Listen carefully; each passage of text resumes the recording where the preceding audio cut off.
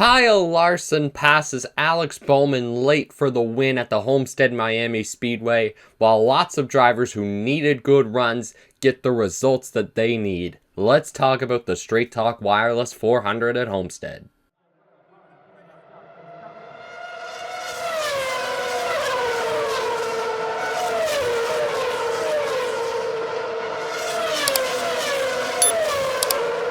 What's going on, ladies and gentlemen? Welcome back to a brand new post-race review here on the channel. In today's video, we will be talking the Straight Talk Wireless 400 at the Homestead Miami Speedway.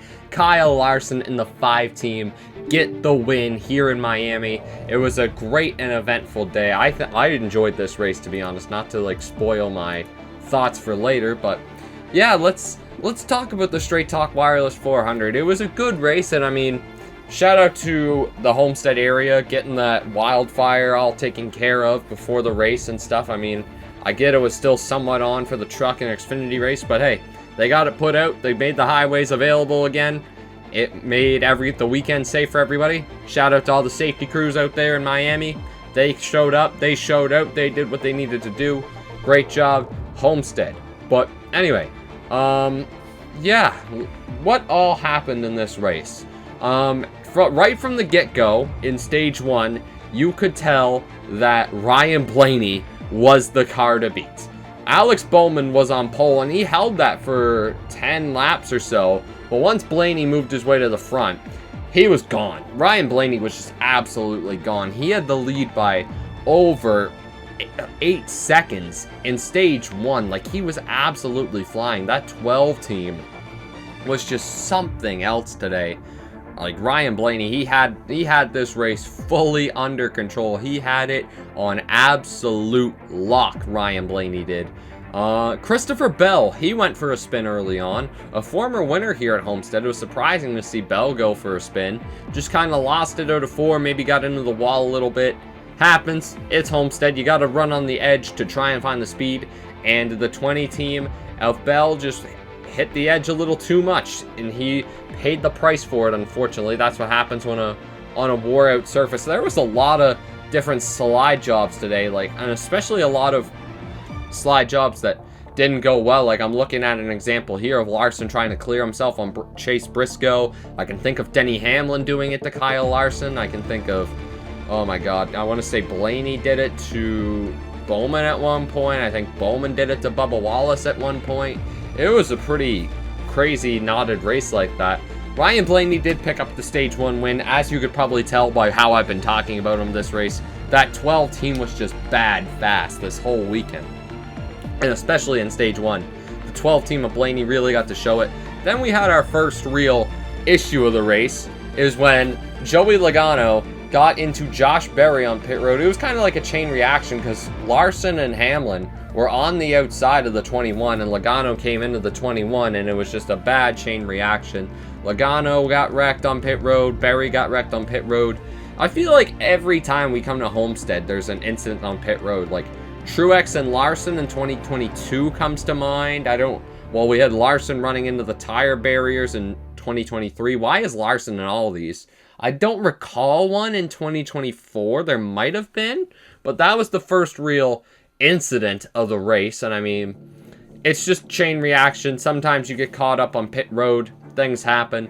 Stage 2 was a strategy-filled stage, but it was really the stage of the brand new blue and white Progressive 11 car. The Progressive Insurance 11, Joe Gibbs Toyota of Denny Hamlin, was just on a flyer this stage. He started it in like 24, something like that. Played the strategy right and had a fast car, passing cars through both stints of the strategy, moving his way up all the way past Blaney with 5 to go in the stage and winning the stage.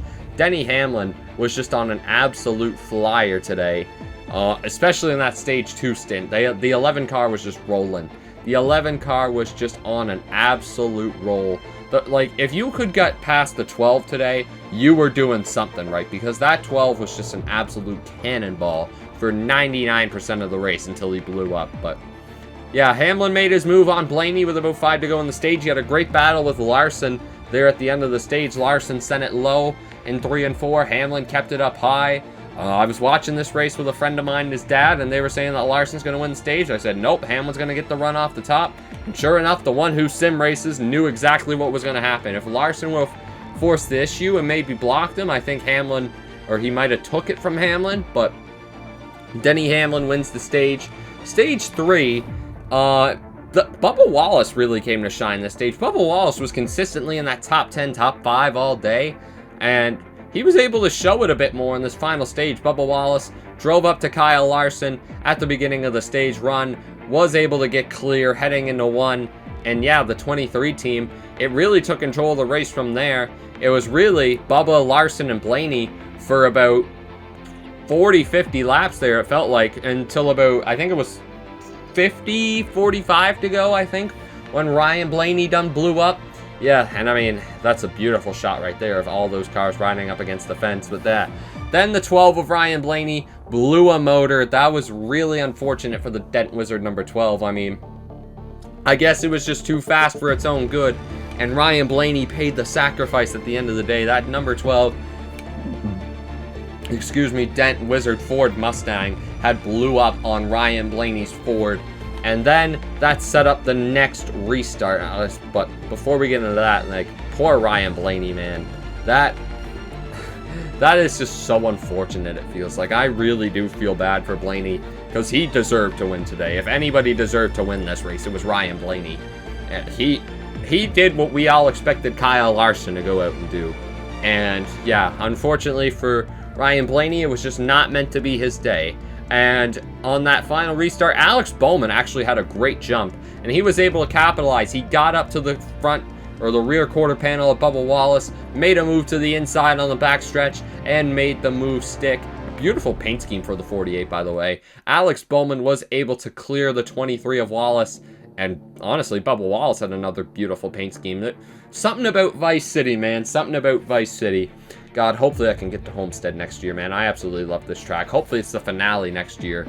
But at this point, this is when we all started to establish that the 5 of Larson was on the move. Your top 5 at this point was pretty solidified. It was Hamlin, it was Larson in 5th, then it was Hamlin, then it was Briscoe, and then it was Bubba, and then it was Bowman. So, Larson gets by Briscoe, Hamlin, job 1. Larson gets by Briscoe, job number 2. Passes Bubba with 10 to go. He's on a roll, and the commentators are saying he's going to catch Alex Bowman within by 2 laps to go. Sure enough, as he's getting closer, Bowman feels the pressure. Bowman makes a mistake. The 5 of Larson dives down low. Kyle Larson to the lead at the Homestead Miami Speedway, and sure enough, that was the move to win the race. Kyle Larson wins at the Homestead Miami Speedway. He wins at his playground track. Good for Kyle Larson. It's good to see the boy doing well at Miami. He always rips at this track, and if they ever do move the finale back here, you just know this kid's going to be really goddamn good when they do, because this 5 team, it is something else to watch on this race. It just really is. Another good win for Kyle Larson and the HendrickCars.com number 5 team. The biggest superstar in the sport gets another superstar level win. And yeah, let's talk your finishing results. Well, looking at our finishing results here, Kyle Larson is your winner, like I mentioned before. He's just the GOAT at Homestead, man. Who else? Who else but that 5 team? Alex Bowman finishes P2. I just realized the B winners thing is now over, so now we can stop talking about that. There's a guy who won without a B in his name. Alex Bowman, Bubba Wallace, all had really strong days. Chase Briscoe, he really needed a strong day, and yeah, I'm glad he was able to capitalize with a P4, and that 19 team, they needed that. I mean, their best run to date was 5th in the 500, and Briscoe pulled it home 4th here at Homestead, so maybe that 19 team is just good in the state of Florida. Who knows? But anyway, Denny Hamlin, Chris Buescher. Yeah, Chris Buescher had a really underrated day. He kind of just snuck his way up there. It was like, oh, Chris Buescher's there. Good for him. AJ Allmendinger, you know the Dinger was just, he was bound to finish top 10 at Homestead today. He always seems to finish in the top 10 at Homestead in the next gen car. Tyler Reddick with a P8. Reddick was nowhere to be seen. Considering what we expect of Reddick at Homestead, I am amazed that he didn't show up more today, but it is what it is. Ryan Preece with a P9. Man, Ryan Preece just seems to be sneaking into the top 10 every week. I mean, good for Preece, dude. The kid deserves it. He's a hard worker, and I knew he had so much more talent than what we had seen so far in the Cup Series, and I'm glad he is finally able to show it. Justin Haley with a top 10. Him and Zane Smith, who finished 11th, really ran in that, like, 12th to, or like that 10th to 20th range all day, so good result for those guys. Zane's probably the best of the front row cars at the moment, which is kind of crazy to think about. Well, at least so far with results.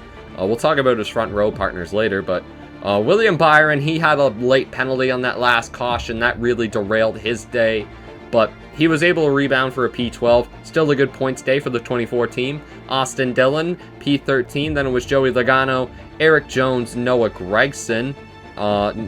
Josh Berry. Well, he rebounded well. Same with Logano. Elliott had a penalty as well. He was able to rebound a P18. Austin Cindric with a P19 after, I don't even know what happened to Cindric. It's just, I think he had a penalty or something as well. Something like that. Maybe some contact. Michael McDowell, Kyle Busch. Man, Kyle Busch was running 32nd for most of the race, it felt like. So the fact that he even got a P21 is impressive. Daniel Suarez, he even had a spin on coming on the pit road at one point. So the fact he got a P22, good for him. John Hunter Nemechek, 23rd. Ricky Stenhouse, Ty Gibbs, Brad Keselowski. Oh my god, we got to make a battle of mid-graphic between Ty Gibbs and Brad Keselowski. Ty Dillon, Cole Custer, Christopher Bell. Man, that's got to be Bell's first finish of the year. God damn. Todd Gilliland, Ross Chastain, Shane Van Gisbergen, Riley Herbst, Cody Ware, JJ Yaley, and then Ryan Blaney and Carson Hocevar, your two DNFs. Carson Hocevar, man, I kind of feel bad for the guy. He was having a great race, and I mean, you guys know that I've got nothing but appreciation for Carson. I mean, I'll tell it to him honestly if I think he's overstepping it. I think he's overstepped it a few times, but Carson Hocevar's been on this channel before. I've met the guy. Well, I've met most of these Cup drivers. I mean, still mad at William Byron for stiffing me for a picture. But anyway, yeah, no, Carson, I've interviewed him. Super great fella. Hope he gets a good shot in the Cup Series. But yeah, man, he was up in the top 5, top 10, even on the stage 1 caution. He chose not to pit, and he was able to hang with those guys on old tires. And at Homestead, that is an extremely difficult thing to do. So just wanted to give Carson a quick shout out, and let's put this race on the Skyler scale. Well, I gotta say, I enjoyed this Homestead race. Was not the most action-packed race in the world, but just the racing at Homestead is just so good. It's so good. I wish this track was the finale. It deserves that finale date. Great city, great venue, great fans, great racing. Yeah, you can't ask for much better than what Homestead had to give, and now we're stuck with a championship race at Phoenix. Yay. But, you know, we just need to put Homestead back as the finale. We're getting sidetracked here from the Skyler scale, but Homestead was a great race. We can't deny it. Homestead was a great race. I mean, not every great NASCAR race is going to be jammed full of cautions. It was definitely not as good as the race last year, but this race had plenty of action. I'm going to give it a solid 8 out of 10 on the Skyler scale. I'm going to give this race an 80%. Like I say, I love this track. I love the Homestead Miami Speedway. Oh man, like I say, guys, I need to check this.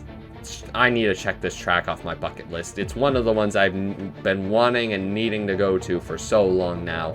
Hopefully in 26 we'll get it finalized, but take me down to Miami. Party in the city where the heat is on. Oh my god. But yeah, guys, that's going to do it. This is going to be a very short post-race review. But I mean, at the end of the day, you just got to appreciate the product. I mean, sometimes they ain't got to be long, but gotta appreciate the product, just like we appreciated that product out on the track on Sunday night. Well, tonight, as I should say, because the race just finished an hour and a half ago. I'm sorry I'm a little late to this. I had to go get gas and, yeah, take a 20-minute drive home, so, oh, well, it is what it is. But yeah, guys, if you enjoyed today's review, yeah, subscribe, like, comment, share this with a friend if you think they'll enjoy it, but yeah, keep subscribing, keep liking, keep watching, so that way we can keep doing more post-race reviews. Things are going to get extremely busy here for me in the next 2 months, just with so much crap going on between moving and keeping this rolling and side gigs around. It's going to be a very, very busy 2 months for me, so yeah, buckle up. It's going to be extremely busy till I move to, well, I am moving. Yeah, I'm moving in a month and a half, guys. Spoiler alert. But, yeah, no. Well, till I go to Mexico City. And that is